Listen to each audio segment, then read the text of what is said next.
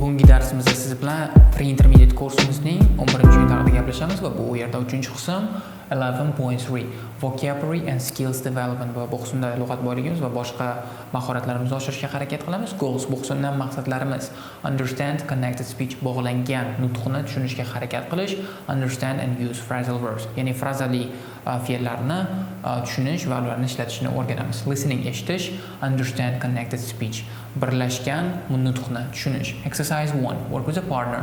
You're going to listen to an interview about a sculptor called Jason the Careless Taylor.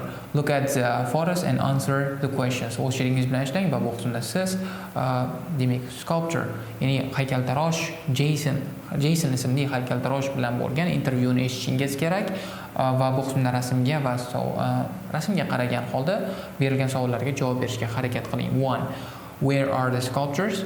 2. What do you think is special about them?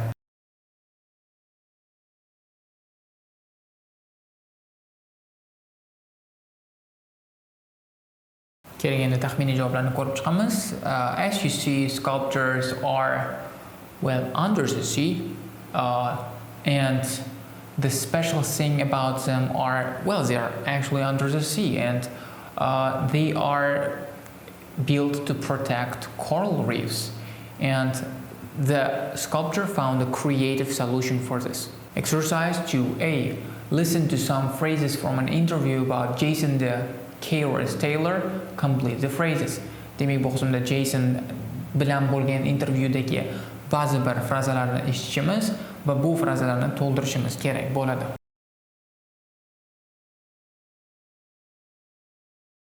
Keling, endi javoblarni ko'rib chiqamiz. 1. Why did you go there? And 2. I've always loved. Exercise 2b. Read and listen to the information in the unlock the code box about common expressions. Demak, bu qismda doimiy ishlatiladigan frazalar, doimiy ishlatiladigan iboralar haqidagi unlock the code qutishimizdagi ma'lumotlarni o'qishimiz va uni eshitishimiz kerak bo'ladi. Audio 11.4. In natural speech, we say common expressions such as I don't know, you know, or I want to as a single unit. This means some sounds change or disappear at the end of one word and the start of the following word. Recognizing this will help you understand more easily. Using them will develop your fluency. In natural speech, I don't know sounds like I don't know. I want to sounds like I wanna. Do you know what I mean sounds like do you know what I mean. I've been a sounds like I've been a. For a while sounds like for a while. Unlock the code. Common expressions, ya'ni umumiy ko'p ishlatiladigan iboralar. In natural speech, we say common expressions such as I don't know, you know, or I want to as a single unit. Demak, bu qismda tabiiy speech, ya'ni tabiiy nutqimizda biz umumiy ko'p ishlatiladigan frazalar yoki iboralar I don't know, you know, I wanna kabi so'zlarni single unit bitta so'z sifatida ishlatishimiz mumkin. This means some sounds change or disappear at the end of one word at the start of the following word. Demak, bu nimani anglatadi? Ba'zi bir so'zlar biror bir so'zning oxirida yoki keyingi so'zning boshlanishida yo'qolib ketishi mumkin. Recognizing this will help you understand more easily. Using them will develop your fluency. Demak, ularni tushunish, ularni topib olish, ularni ilg'ay olish sizga speech, ya'ni nutqni yaxshiroq va osonroq tushunishga yordam beradi va ular sizni fluency, ya'ni talaffuzingizni va nutq mahoratingizni oshirishga yordam beradi. In natural speech, I don't know sounds like I don't know. I want to sounds like I wanna. Do you know what I mean? Sounds like do you know what I mean? I have been a sounds like I've been a. For a while sounds like for a while. Exercise 3a. Listen to and write down 7 phrases from the interview. Demak, bu qismda intervyudan olingan 7 ta frazani, iborani eshitishimiz, ularni yozib olishimiz kerak bo'ladi. Audio 11.5. 1. For a long time. 2. Can you tell us about? 3. He wanted to. 4. He's been a. 5. Quite a few. 6. You see? 7. You know. Keling, endi javoblarni birgalikda ko'rib chiqamiz. 1. For a long time. 2. Can you tell us about? 3. I wanted to. 4. He has been a. 5. Quite a few. 6. You see. 7. You know. Exercise 3B. Work with a partner. Listen and repeat the phrases from exercise 2A and 3A. O'zlaringiz bilan ishlang va 2 va 3A mashqlarda berilgan iboralarni eshiting va ularni takrorlashga harakat qiling. Audio 11.6. 1.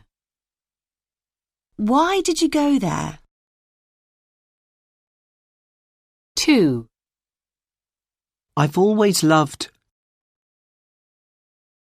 3. For a long time. 4. Can you tell us about? 5. He wanted to. 6. He's been a. 7. Quite a few. 8. You see? 9. You know. Exercise 4. Work with a partner. Student A turn to page 129, student B turn to page 133. Follow the instructions. O'z sheringiz bilan ishlang va birinchi o'quvchi 129-bet, ikkinchi o'quvchi 133-betni ochgan holda instruksiyalarga amal qilgan holda mashqni bajarishga urinib ko'ring.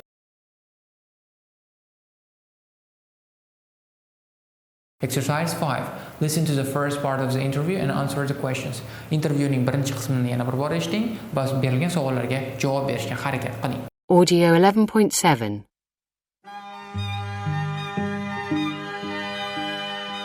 Good afternoon and welcome to another in the series Fantastic Holidays. This week we're looking at a very unusual place to visit. Steve Jones is going to tell us all about it. So, Steve, welcome to the show. Thanks. Now, tell us a little bit about the special place you visited.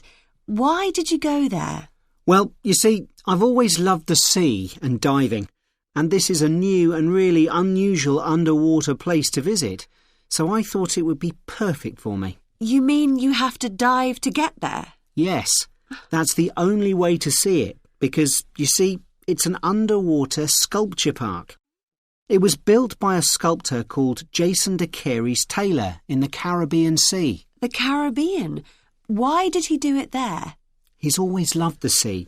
He's been a sculptor for a long time, so he wanted to bring these two things together. Also, you know, the statues actually help coral reefs to grow, and this helps the environment. That's very important in the Caribbean. Keling, endi javoblarni birgalikda ko'rib chiqamiz. 1. What has Jason done? Jason has built an underwater sculpture park. 2. Why has he done this? He wanted to bring his love of the sea and his love of sculpture together. He also wants to help the environment because the statues help coral reefs to grow. Exercise 6. Listen to the second part of the interview and make notes on the following topics.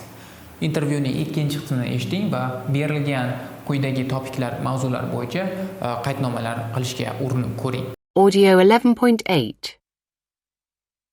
OK, can you tell us about some of the pieces he's made? Are there a lot of them? There are actually quite a few. The first piece he did is called Reef. He placed 16 statues across a sandy area and it's really interesting to see how they change. It isn't so deep there and the sand moves according to the weather conditions. So you can go there one day and there'll be 10 statues. You go there another day and there'll only be 3. Wow, that sounds really interesting. Tell us a little bit about the big circle of children that he's made. Well, that's actually made of 26 different children. It took him around 6 months to make and weighs, I don't know, about 15 tons. And because it's so heavy, he couldn't put it all down in one piece. So he put each individual statue down and then connected them all underwater. It wasn't easy, but he didn't give up. I think he spent about a week underwater, moving sand and rocks. That's amazing, and I think I'd really like to see it. Yes, it's really worth a visit. Well, thanks for coming into the studio, Steve. If you are interested in going to this wonderful underwater sculpture park, you can find more information on our website, www. Keling endi javoblarni birgalikda ko'rib chiqamiz. Grace Reef. 16 statues placed across a sandy area. The weather conditions move the sand underwater, so some days you can see 10 statues and some days only 3 are not covered with sand. Circle of children. 26 statues of children. They are in a circle. It took around 6 months to make. He put down each individual statue and connected them underwater. Exercise 6B. Work with a partner and compare your ideas. O'zingiz bilan ishlagan holda javoblaringizni tekshirib oling.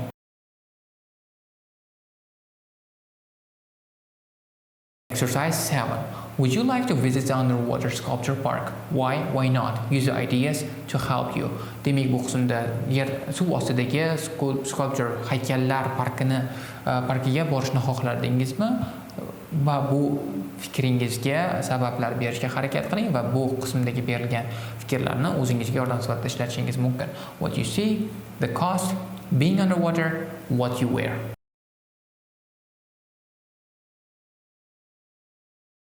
Keling endi taxminiy javobni ko'rib chiqamiz. Well, I wouldn't like to go to the underwater sculpture park because there are several reasons. First, reason is that I'm really afraid of water and I feel like I'm gonna die in the water while I'm swimming, and underwater is just different. It's just 10 times more terrifying than this, and also the cost may be a bit high for this because you just have to hire professional people, boats, professional suit for this, and actually I'm not really interested in seeing some kind of sculptures. Vocabulary and speaking, lug'at boyligi va nutq mahoratini oshirishga harakat qilamiz. Phrasal verbs, ya'ni frazali fe'llar. Exercise 8. Read the article about Jason D. Harris Taylor and answer the questions. Demak, bu qismda Jason haqidagi maqolani o'qishimiz va berilgan savollarga javob berishimiz kerak.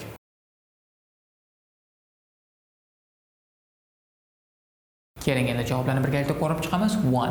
When did Jason start diving? When he was a child. 2. Where has he placed the statues?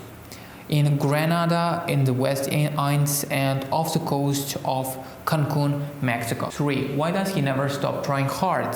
Because he believes we need to protect the environment and solve some of the serious problems with our oceans.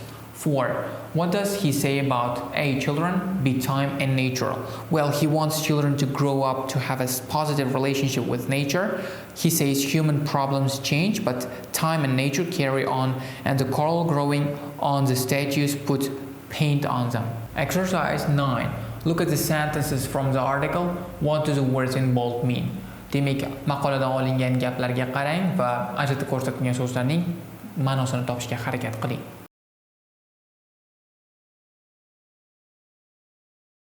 Keling endi javoblarni birgalikda ko'rib chiqamiz. 1. Jason D. Harris Taylor took up diving when he was a child. Later, did a degree in sculpture. Well, took up means started. 2. He has set up underwater sculpture parks in Grenada in the West Indies and off the coast of Cancun, Mexico. Set up means created, started. Exercise 9b. Read the vocabulary focus box about phrasal verbs. Bu qismda frazali fe'llar haqidagi vocabulary qisqachamizni o'qishimiz kerak.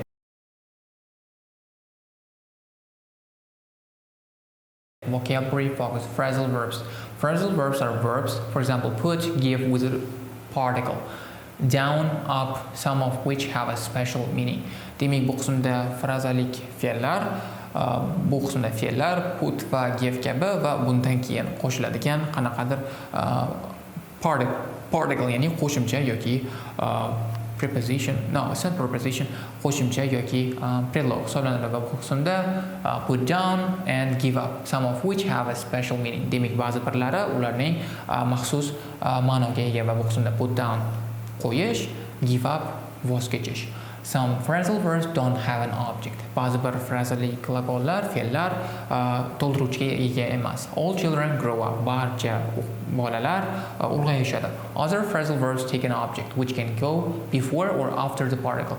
Demak, boshqa frazali fe'llar object ya'ni to'ldiruvchi oladi va bu to'ldiruvchi fe'ldan keyin keladigan qo'shimcha yoki predlog yoki gap so'zdan oldin yoki keyin kelishi mumkin. Bu qismda he set up a museum, he set a museum up.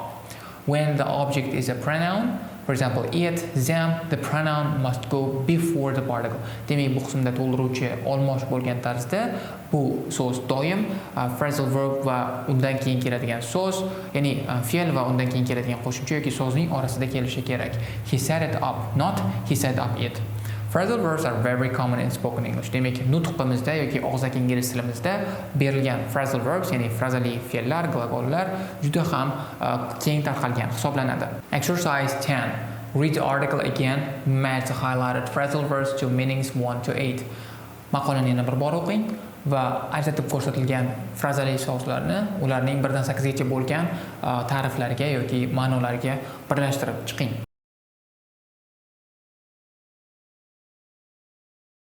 Keling endi javoblarni birgalikda ko'rib chiqamiz. 1. Continue is carry on. 2. Stop is give up. 3. Discover is find out. 4. Get older is grow up. 5. Cover something with clothes. Make up, paint is put on. 6. Place, put down.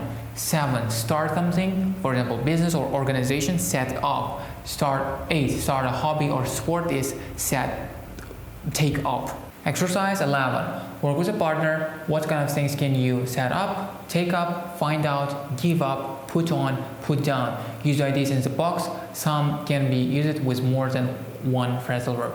O'shingiz bilan ishlang va bu phrasal fe'llar, ya'ni frazali fe'llar bilan qanaqa harakatlar qilish mumkinligini topishingiz kerak bo'ladi va bu qismda qutichada berilgan fikrlardan foydalanishingiz kerak va bu so'zlar, bu fikrlar birdan ko'p frazali fe'llar bilan kelishi mumkin va bu qismda example word, example sentence, you can set up a business, a company or a meeting.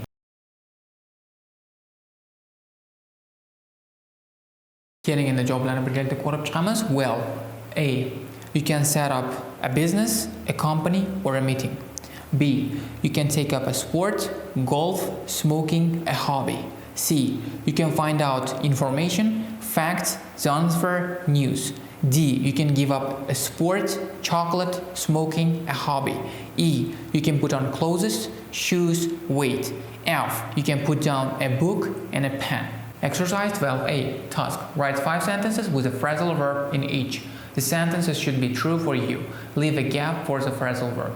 Demak, bu qismda 5 ta frazali fe'llardan iborat bo'lgan 5 ta gap tuzishingiz kerak bo'ladi va bu gaplar siz uchun to'g'ri bo'lishi kerak, sizning haqingizdagi to'g'ri gaplar bo'lishi kerak va bu qismda frazali fe'llar uchun bo'sh joy tashlab ketishingiz kerak bo'ladi va bu qismda example answer, I would like to my own company one day, and the answer will be set up.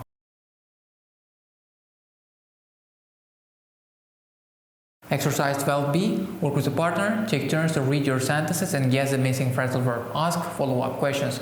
O'z sherigingiz bilan ishlang va birinma-ketin bir-biringizning gaplaringizni o'qing va tashlab ketilgan frazali fe'llarni topishga va ularni taxmin qilishga harakat qiling va bundan keyin esa qo'shimcha savollar berishga urinib ko'ring va example answer. A. I would like to my own company one day. B. Is it set up? Yes. What kind of company would you like to set up?